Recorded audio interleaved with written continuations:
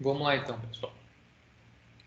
Hoje então a gente entra na aula 4.1 e a expectativa é que a aula que vem a gente inicie então, faça junto a sessão ou aula 4.2 e 4.3, encerrando assim então a parte teórica do nosso conteúdo. Deixa eu só ativar um passador de slides aqui. Isso, vamos lá. A sessão então 4.1, ela vai abordar então a cartografia, né? A gente vai entender um pouco sobre a representação dos mapas, alguns padrões, algumas normativas, né? E tentar entender também a parte da interpretação dessas cartas topográficas.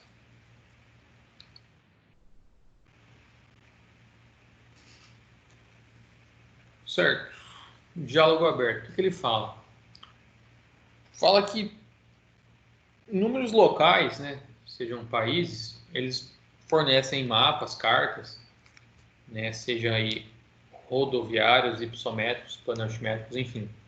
No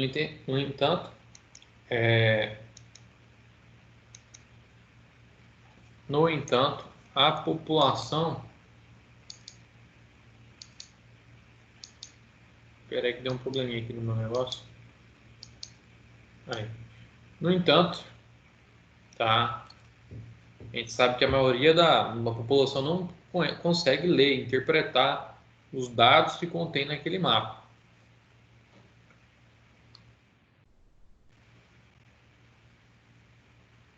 Então, o que seria um mapa, para a gente conceituar isso? O mapa, na verdade, ele é o resultado. Chegar a um mapa é o objetivo da cartografia, da topografia. Tá? Toda ela se baseia em um final, que é a produção de um mapa, que é uma representação aí do ambiente. Então, a cartografia como um todo, ela vai aí apresentar um conjunto de estudos e operações científicas,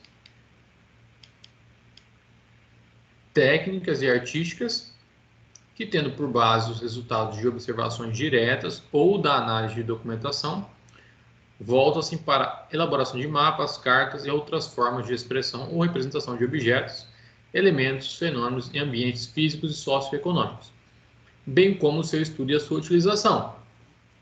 Então, a cartografia, além de contemplar assuntos de interesse, como os da construção civil, que seria o nosso caso, ela também se volta à representação de outros dados, como, por exemplo, ambientes físicos e socioeconômicos. Então, pode ter lá um mapa que está representando por cores o PIB de determinada região ou de determinado país. O país que tem o PIB entre tanto e tanto vai ter uma cor, entre tanto e tanto, outra cor. Isso é um mapa que está transmitindo a informação do PIB. Ou também pode representar ambientes físicos, o seu relevo por um mapa hipsométrico. Pode apresentar a sua rede de rios, tá? Mapas como, por exemplo, rede ferroviária, rede rodoviária. Então, depende do objetivo. Mas, de uma maneira como um todo, a cartografia englobaria, então, todas essas disciplinas, tá? Sendo assim, a cartografia ela vai ser dividida, gravem isso, em basicamente 3 tipos de cartas, de representações. A carta hidrográfica, que seria dos rios, topográfica, que representaria o relevo, curvas de nível, enfim. E a carta temática, que teria um enfoque e um tema específico. igual eu falei. Eu quero ver um mapa que represente o PIB. Ou eu quero ver um mapa que represente, por exemplo, aglomeração de pessoas, não sei, tantas pessoas, tantas mil pessoas por quilômetro quadrado. Então eu faço ali um mapa desse estilo. Ou um mapa de temperatura. A gente pode ver um mapa, por exemplo, vocês podem imaginar, né? Um mapa, digamos, do Brasil, e ali algumas regiões em vermelho, onde está mais quente, onde está mais frio, ou de chuva. Acho que todo mundo já viu um mapa pluviométrico, que apresenta ali locais que tende a ter chuva, onde que está mais intenso, onde não está. Então a carta temática vai trabalhar isso. Sendo que muitas vezes a carta hidrográfica e topográfica ela é chamada ou categorizada, unida como carta base. O que acontece? Por que carta base? Opa, tá difícil. Carta base, por quê? Deixa eu colocar o negócio do slide aqui. Carta base, por quê? Porque tendo uma carta, um mapa que contém, por exemplo, representações hidrográficas e topográficas, ou seja, do rio e do relevo da região, ela vai servir de base para uma carta temática.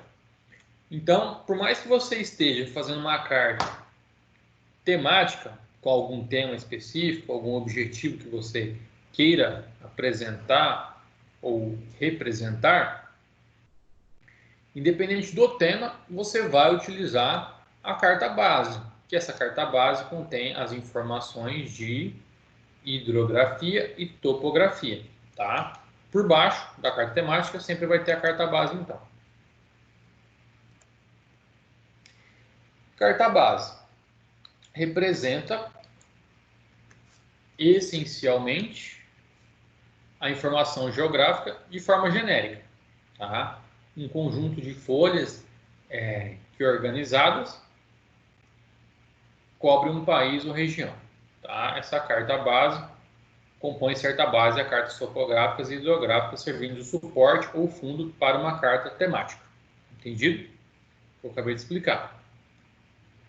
Já a carta topográfica, né, que juntas elas fazem parte da carta base, elas são confeccionadas, não são simplesmente, digamos, por um levantamento de alguns, digamos, dados socioeconômicos.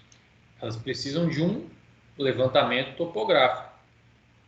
Então, para compor essas cartas, ou seja, toda a carta topográfica que vocês visualizarem, alguém teve que ter o trabalho de ir lá em campo ou utilizar a tecnologia de georreferenciamento, GIS, enfim, qualquer seja a tecnologia topográfica presente no mundo atual, para criar, tá, essa carta topográfica, porque ela tem que conter os acidentes naturais e artificiais, né? A gente precisa determinar altitudes, informações planimétricas, altimétricas, relevo, hidrografia, vegetação, rede viárias de comunicação, núcleos de população, ou seja, cidades, moradias, uso do solo e toponímia. Ou seja, são dados que você só vai conhecer, né, como por exemplo altitude, relevo, hidrografia, vegetação, se você for lá. Então você só vai conseguir saber para você o que é a carta, é a descrição de um ambiente. Então você só vai conseguir descrever esse ambiente nessa carta se você for lá, ou via georreferenciamento, satélite, né, que a gente consegue com imagens de satélite, então, né, acabar descrevendo determinados ambientes. Então, por satélite a gente consegue visualizar lá que tem uma determinada área de vegetação. Por satélite a gente consegue determinar altitudes, relevos. Então, evita um trabalho de em campo. E hoje em dia a gente tem uma precisão enorme nessas imagens de satélite. A carta hidrográfica. A carta hidrográfica, né, o foco dela, o enfoque dela é representar os rios, as hidrografias. Então, de acordo com a região, vai constar lá lagos, rios, certo? Sendo que não são cartas náuticas.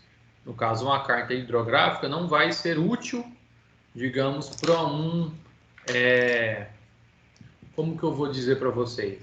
Do mesmo modo que uma carta topográfica pode constar lá um trecho, né, não está detalhando, digamos, uma rodovia. Consta lá um trecho que passa uma rodovia, mas não está detalhando aquela rodovia, porque não é enfoque, né? Sendo assim, não se pode usar esse mapa, essa carta, para andar numa rodovia, chegar a determinado destino. Você não vai conseguir. Então, uma carta hidrográfica também não vai conseguir transmitir determinadas informações para a navegação. Já a carta temática, ela tem o objetivo, tá, de representar alguma informação sobre um determinado assunto.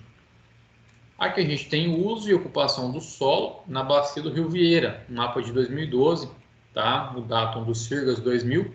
Então, por que é o datum Sirgas 2000? Esse datum contém informações de altitude, relevo, enfim. Então, um software GIS foi possível sem ter que, imagina fazer o levantamento, tá, dessa área como um todo. Então, foi possível, tá, com o software determinar alguns pontos, áreas. É possível observar, então, áreas urbanas. Olha só, tem uma área urbana. Aqui tem minério em preto, o resto do pastagem, fazendas.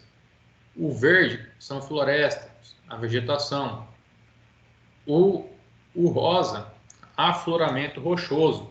Então, já dá para imaginar que aqui seria uma região, né, de serra, alguma montanha com florestas e pedras. A gente consegue imaginar ou observar o terreno, o relevo, simplesmente com esse tipo de representação. Aqui eu coloquei também um link para vocês. Deixa eu ver se consigo já acessar aqui. Deixa eu ver se eu consigo já acessar. Eu já mostro para vocês alguns. O que é interessante aqui?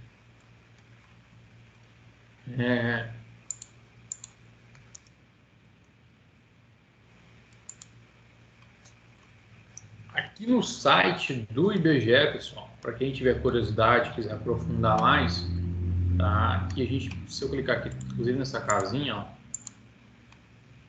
aqui ó, tem mapas escolares, político-administrativos, físicos, os interativos, tá? Vocês podem, na verdade, esses aqui são mais, possuem uma interação. Por exemplo, aqui nos interativos, ó, tem as aplicações, tá? Censo Agro, densidade de pontos, serviços do ArcGIS, e assim vai. Só que para a gente encontrar os temáticos vão estar aqui, ó, mapas temáticos. Olha aqui o que ele fala aqui, inclusive num site bem tranquilo. Mapas disponíveis em formato PDF, são em sua maioria mapas de tamanho original, grande, constituindo arquivos com grande volume de dados, que podem levar algum tempo no processo de visualização e download, dependendo do tipo de conexão com a internet. Vamos tentar baixar um aqui.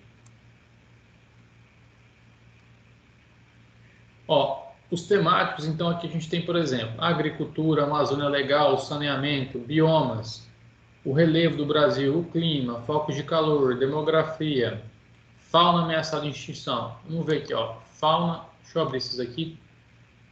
Será que eu não consigo? Isso. Faunas. Ó, aí depois em fauna a gente tem aqui separado aves, mamíferos, insetos. Vamos em mamíferos. Vamos abrir aqui e ver se vai dar certo. Deixa eu abrir outro aqui caso esse não dê.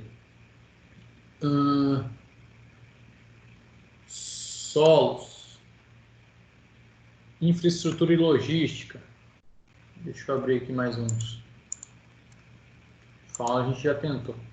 Aqui está o mapa da fauna. Deixa eu tentar abrir mais um. Os solos aqui. Isso daqui é importante, tá, pessoal? Porque deixa eu ver se eu consigo abrir do Mato Grosso. Qual coisa.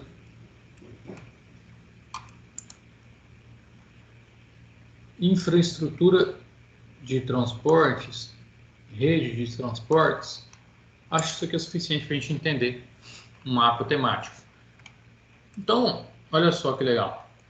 A gente dá para ver que por trás do mapa temático tem um outro mapa, né? Que é o mapa topográfico e o mapa hidrográfico. Aqui embaixo tem legendas, então a gente pode ver o tipo, que parece que já é mamíferos, répteis, várias categorias, né? Porque ele é temático.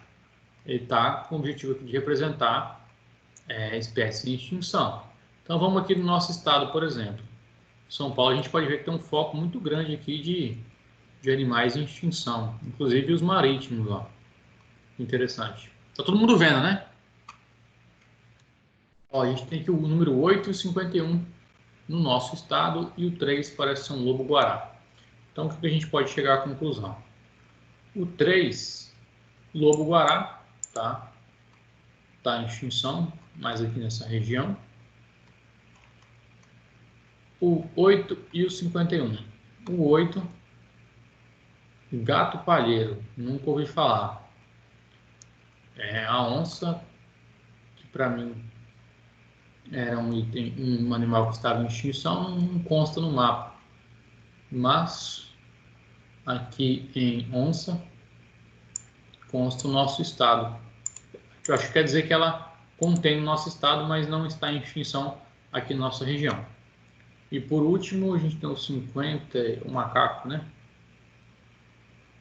51. Cuxil, Mato Grosso e Pará, ele é encontrado e ele está em extinção aqui no Mato Grosso. Então, esse é um exemplo de mapa temático.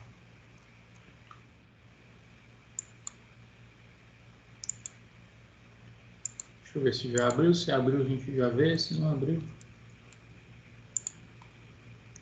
Rede de transporte. Olha só que legal aqui em rede de transporte. Esse já é um mapa que dá para ter uma ideia da navegação, tá? Só que ainda não é um mapa exclusivo, né? Focado nisso. Ele está focado mais em representar as redes de transporte aqui do Brasil. Então, olha que interessante. E a gente tem todos os cursos, né, que passam navegação. Deixa eu ver um detalhe, Rio Telespires, do Paraguai. Porque as redes, né? Esse trecho tem uma parte aqui que vai tudo aqui para o rio, né? O rio Amazonas, e o restante é para o rio Paraguai, onde ele desce, né? Mas enfim, a gente pode ver muito bem aqui os detalhes dos rios, as redes, os aeroportos, ó, internacionais e domésticos. Internacionais são os grandes, que contêm em todas as capitais, são aeroportos internacionais. Rodovias em pavimentação. Então aqui a gente teria uma rodovia em pavimentação e também as que não são pavimentadas, além das ferrovias e as hidrovias, que são, né, as partes dos rios, que seria a ferrovia, olha só. Esse risco mais escuro preto aqui, ó. Olha só a ferrovia aqui representada passando aqui por Mato Grosso, Rio Telespires, indo até o porto, ó. Aqui a gente pode ver que tem um encontro aqui, deve descarregar muita carga nesse ponto, tá? Encontro de uma uma hidrovia, tem aeroportos, tem ferrovia e tem rodovia também, né? Então aqui deve ser um ponto de escoamento, inclusive para exportação. Então vocês conseguem observar na questão dos mapas. Eu vou deixar esse mapa aqui aberto, que ele vai ser interessante para a gente entender alguns detalhes. Vou fechar esse. Quem quiser explorar mais mapas temáticos, aqui tem o link então nos slides. Tá certo? Vamos voltar aqui para a nossa apresentação.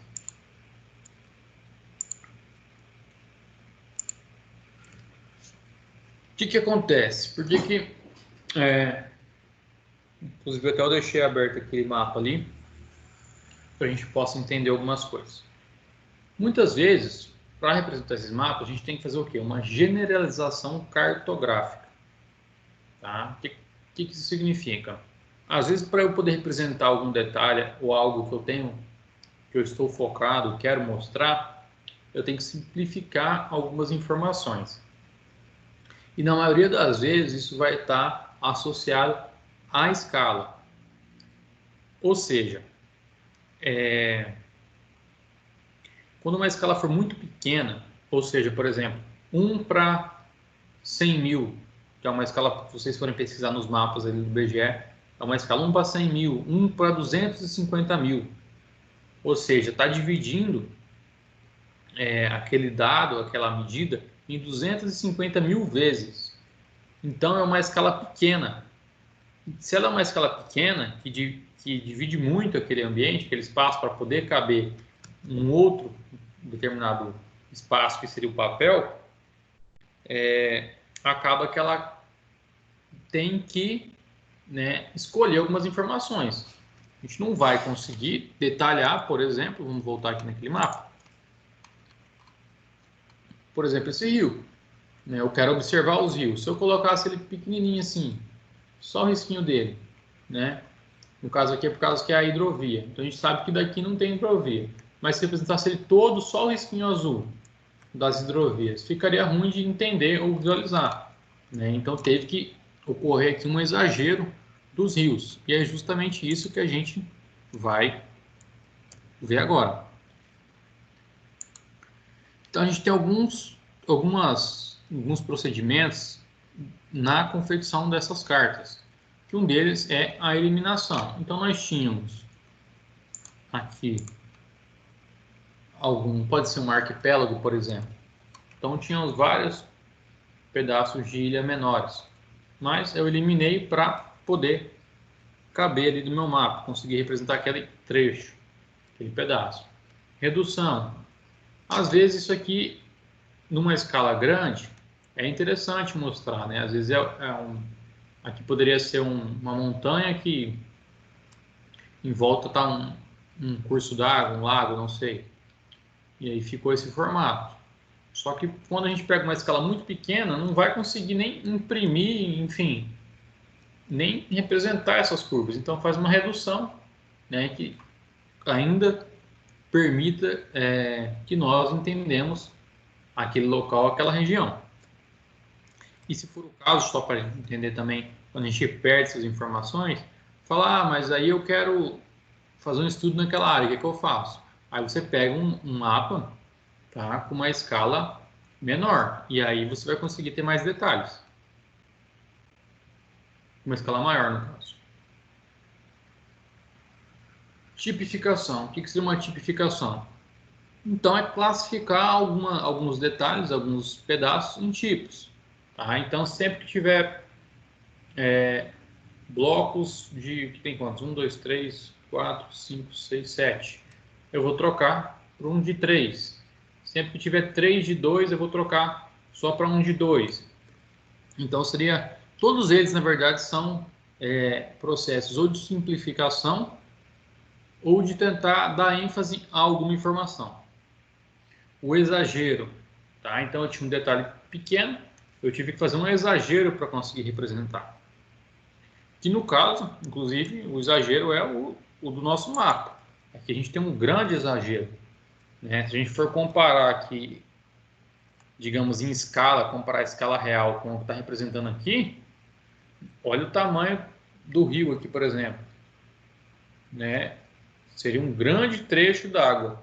Isso não é real, mas para a gente entender, a gente teve que, né, ter um exagero na nossa representação para ficar mais fácil a visualização e a compreensão também. Um aprimoramento. Então, esse aqui já é o caso ao contrário. Né? Tínhamos aqui um dado, digamos, com pouca informação, eu precisei de um aprimoramento para trazer mais dados, mais informação. Então, uma etapa ao contrário. Temos aqui o colapso também. Então, às vezes, no mapa do Brasil, que eu tenho ali um lago, certo? Então, não compensa eu fazer esse lago desse formato, tá? A gente não consegue nem imprimir isso. Então, faz um colapso, essa simplificação. A amalgamação. o meu mesmo processo, tínhamos pedaços menores, junta em um só. Deslocamento. O deslocamento já seria em função, talvez, da poluição. Igual esse trecho aqui do porto, tá? Talvez aqui seria legal fazer um deslocamento. Para quê? Para que várias informações não fiquem sobrepostas, né? Não trazendo aí falta de interpretação ou dificuldade, né? Às vezes, quando está tudo junto, precisa parar e observar melhor para entender. Já se você faz um deslocamento, é possível, então, compreender de maneira mais fácil, na maioria das vezes. Juntamente a isso, a gente tem algo que se chama algoritmo de Douglas-Pilker. O que seria esse algoritmo? Na verdade, esse algoritmo não é algo utilizado ali manualmente, vamos dizer assim. Isso aqui é um processo, como o nome diz, um algoritmo, que é utilizado pelos computadores para reduzir algumas curvas. Ou seja, quando a gente utiliza um software GIS, tá? Ou SIG, deixa eu ver se eu consigo anotar para vocês aqui.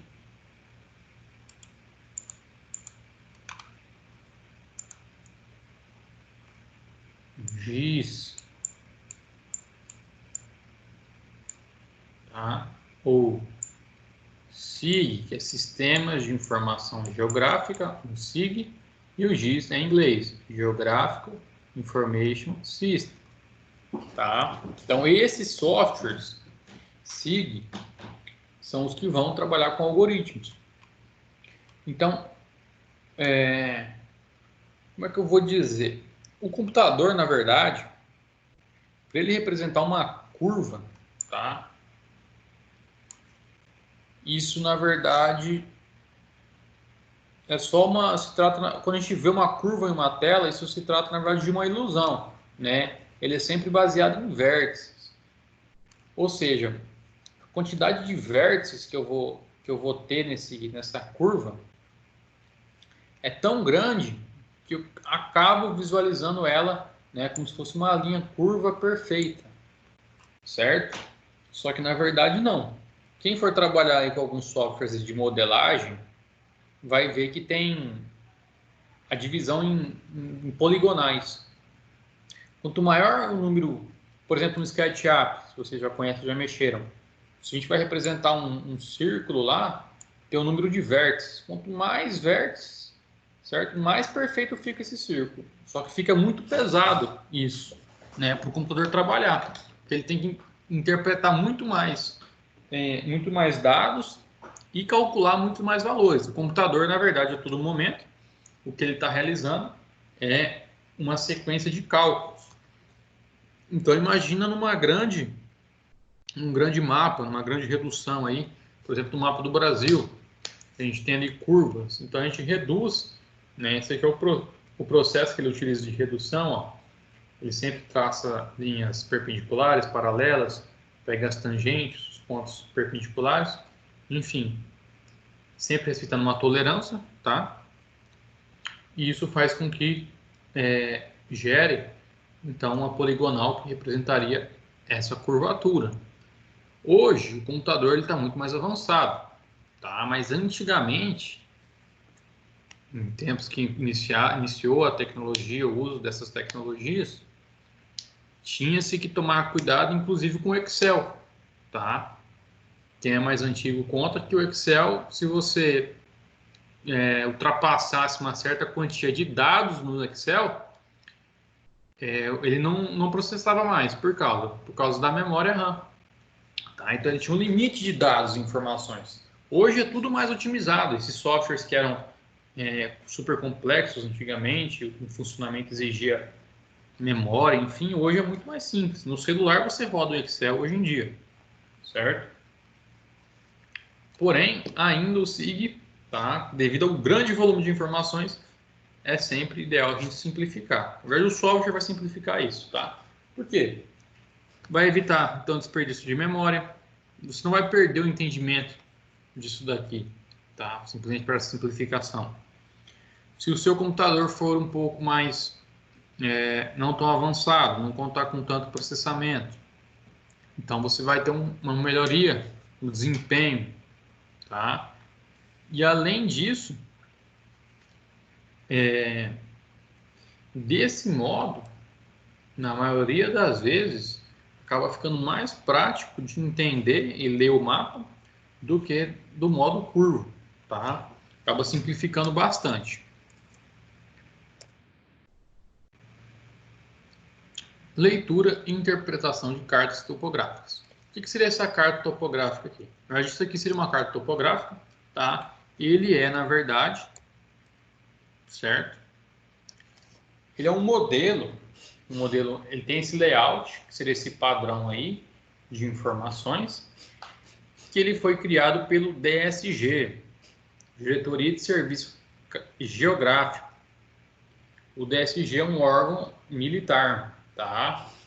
Então ele criou esse padrão de representação, que se você for baixar determinados mapas, aí lá no IBGE, por exemplo, aqui na escala 1 para 50 mil, você vai ver que eles vão seguir esses padrões. Então a gente vai trabalhar aqui em alguns detalhes, alguns pontos desse padrão aqui de mapa, tá? Que vão possibilitar que vocês busquem e entendam certas informações lá dentro de algum mapa no futuro, ou quem sabe em breve aí, quem estiver consultando lá no site do IBGE. Então quem entrar lá vai ver que aqui em cima, nesse trecho aqui do mapa, cadê meu mouse? Nossa, tá bem pequenininho, peraí. Vai ver que aqui em cima vai estar o quê? O órgão responsável pelo produto cartográfico. Aqui acabou que ficou até mais...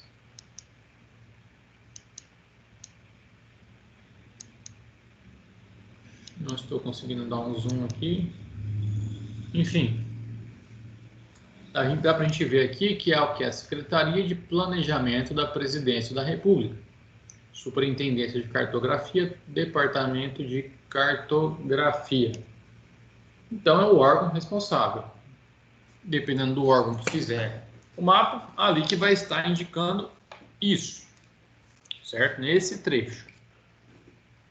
Além da escala, tá? Ali que vai constar a escala. Título. Que região que esse mapa... Que região, tá? Que esse mapa está representando. Nomenclatura. Então, que ele vai ter a folha e esse código, tá? Esse código, ele vai estar referenciando a região, a escala, a latitude. Então, um processo, tá? Por exemplo, ali o código, ó, a nomenclatura. Depende da escala, certo? O mapa, o índice, a latitude e a longitude. O que acontece? São séries cartográficas. O mapa, então, se ele tiver uma escala 1 para 50 mil, ele vai ser de 15 em 15 minutos. Tá? Se for na 1 para 1 milhão, ele vai funcionar de 6 graus por 4 graus. Tá? Na divisão do mapa, certo? Então, dependendo da escala, a escala, na verdade, a gente pode dividir em metros.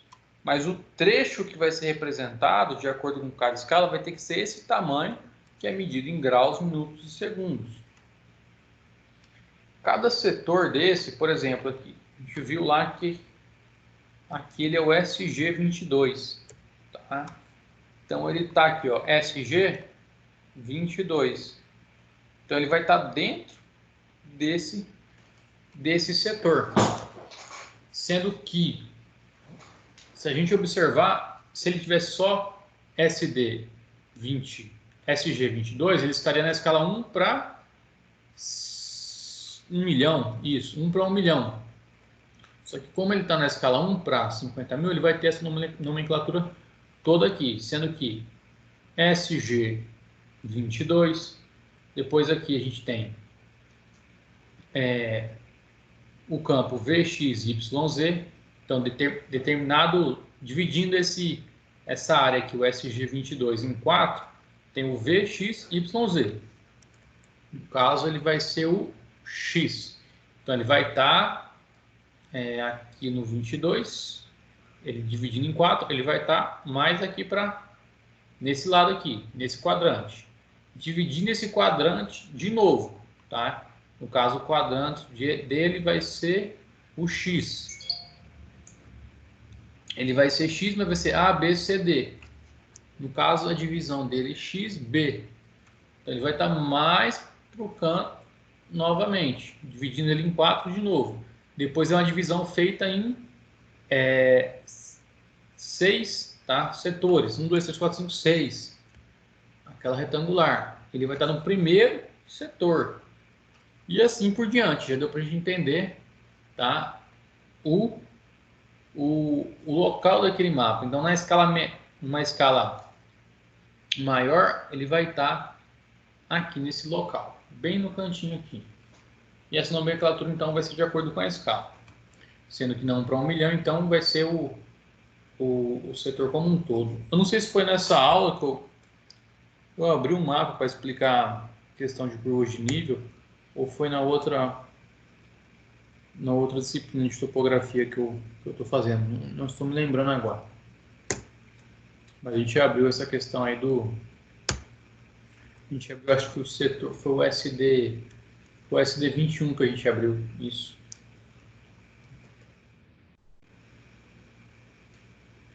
Deixa eu ver, repetiu? Tá. Aqui, nessa parte, nesse trecho, vai estar a localização sistemática. Então, por exemplo, lá tem várias regiões que são em determinadas cidades que representam essa região, certo? Então, ele vai estar mostrando quais são os mapas laterais a ele. Se você quiser consultar, você vai lá e busca, por exemplo, o mapa da esquerda, da direita, de cima, enfim, caso precise, para compor. Então, por exemplo, nesse trecho aqui, se tivesse o SD21, lá aqui, nesse setor, devia apresentar o SC21, aqui na parte de cima, tá? E assim por diante. SG22, aqui teria que ter SG23 e aqui o 20. Então, a gente consegue compreender qual é o espaço que ele está entre o que ele está limitado. Aqui vai constar, então, a cidade, tá? Cidade, as localidades, ou seja, com mais de 100 mil habitantes, qual é a cidade daquela região? De 50 a 100 mil, qual cidade? A gente tem uma visão global daquela região, a gente tem a ideia das vias de circulação, pontos de controle, altitude. Então, a gente tem a parte das estradas de rodagem, 2 ou mais vias, tráfego permanente, periódico, se ela é federal, estadual, rodovias, certo? Os pontos de controle, tá vendo? As altitudes.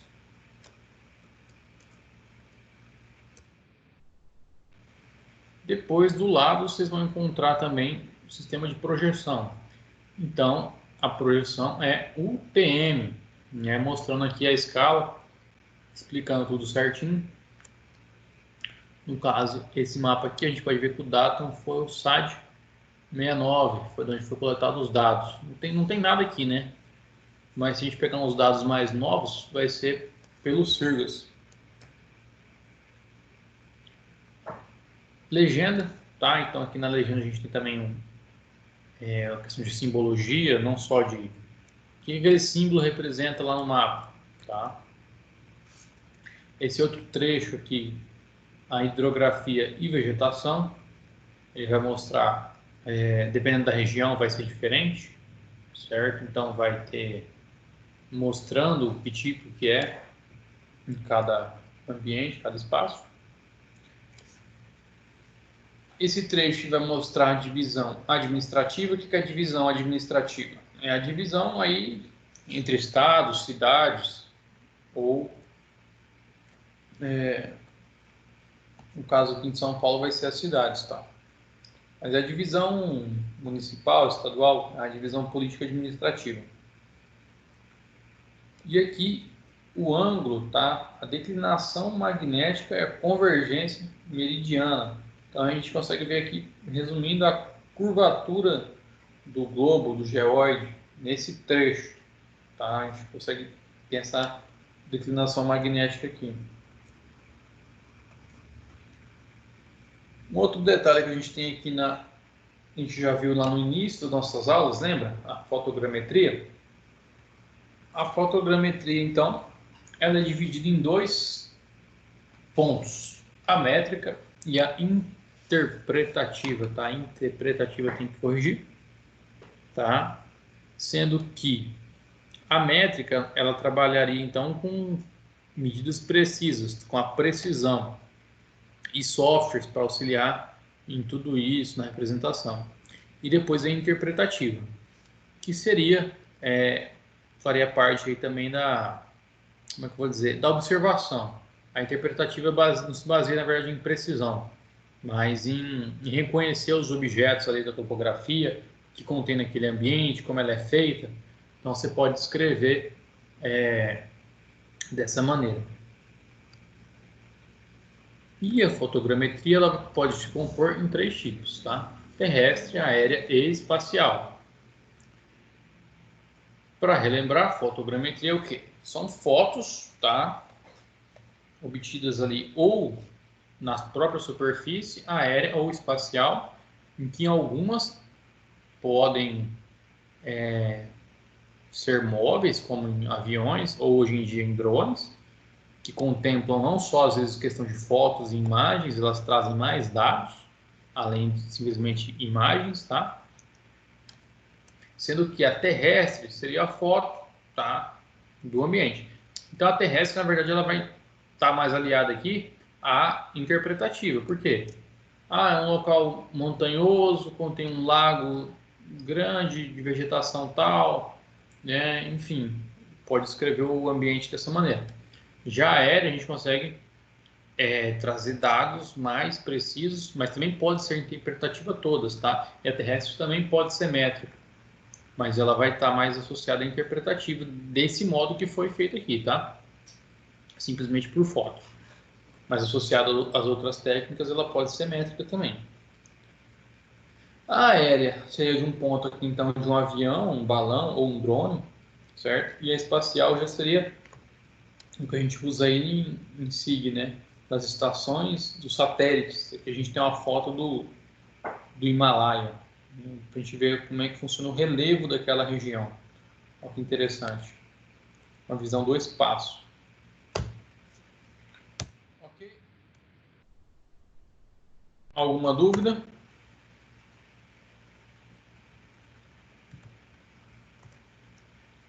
Tranquilo?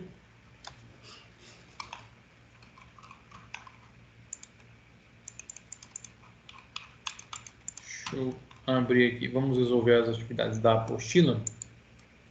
Vamos lá, apostila 4.1.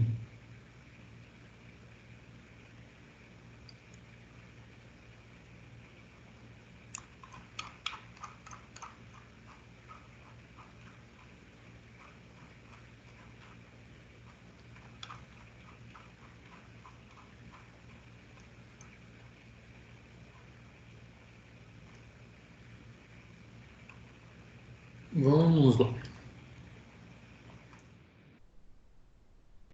De acordo com a Unesco,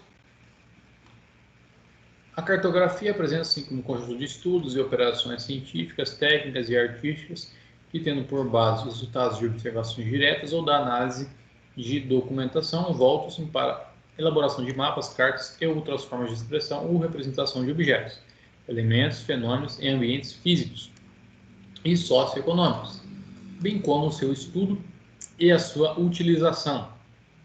Quais são os três principais ramos da cartografia? A gente viu lá no começo.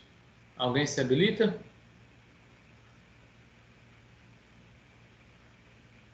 Aqui a gente teria então hidrográfica, topográfica e temática, sendo que a hidrográfica e a topográfica também poderia ser categorizada como base, Então, A1, aqui da unidade 4.1, letra D. Número 2.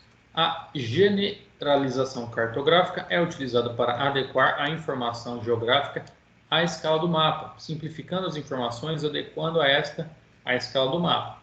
Quanto menor for a escala do mapa, ou seja, escala 1 para 1 milhão, uma escala pequena, maior será o grau de generalização, correto? Para que a generalização cartográfica ocorra, é necessário referenciar alguns elementos. São esses: letra A, prévia seleção da informação, simplificação, indução e classificação. Simplificação, letra B, simplificação, a classificação, a simbolização e a indução. C, realce, simbologia, classificação e simplificação. D, sobrevalorização, deslocamento, colapso e eliminação. E, eliminação, sobrevalorização, simbolização e esquematização estrutural. Na verdade, para que ocorra a generalização cartográfica, a gente tem que fazer o que? Essa vai ser a letra B, tá? Essa daqui é uma questão um pouco mais difícil.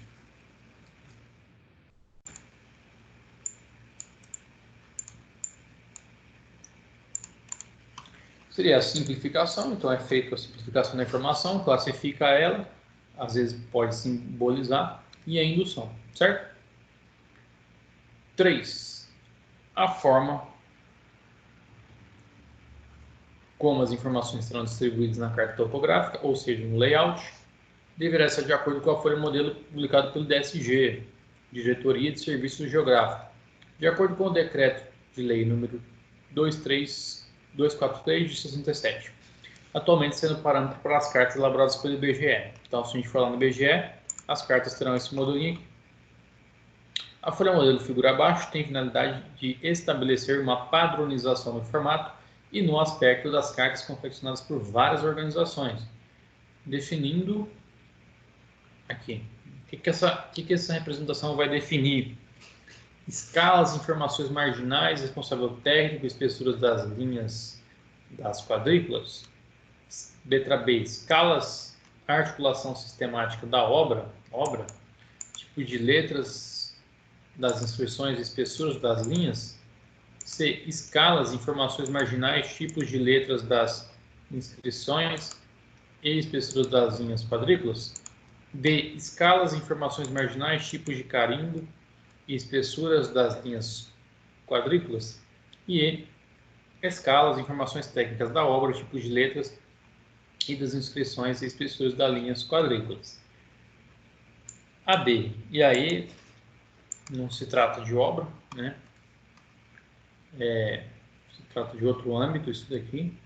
Não estaria errado, mas para o contexto vai estar errado. Então a B e a C está fora. Vamos lá. Escala está correto, né?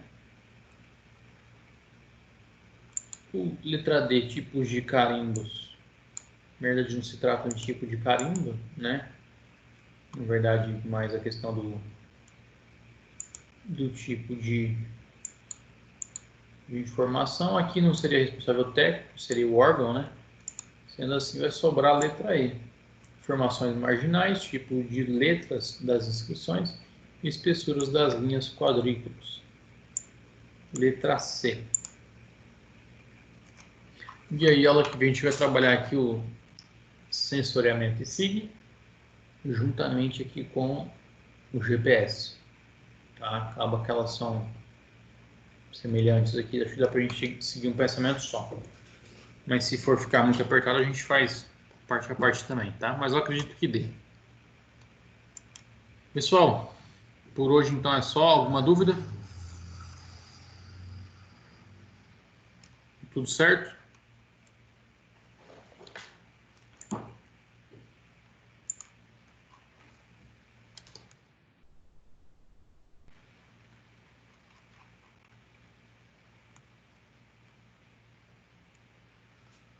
Bom, pessoal, se ninguém tem nenhuma dúvida, por hoje é só, né?